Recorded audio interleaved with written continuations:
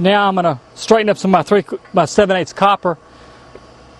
The way that they've got landscape timber here makes a good place to be able to straighten it. I use the timber to, without damaging my copper, I can roll it out, see there. I didn't leave that kick in it.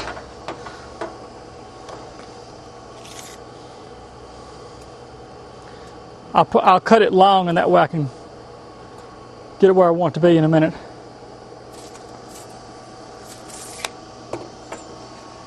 I don't know what to do with my tubing cutter.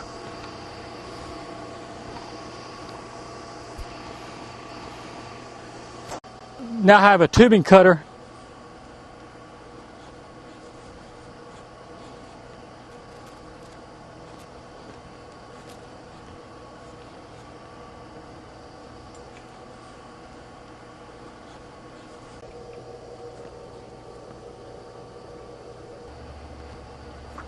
And you just slightly turn it, tightening it, and then roll it around the pipe.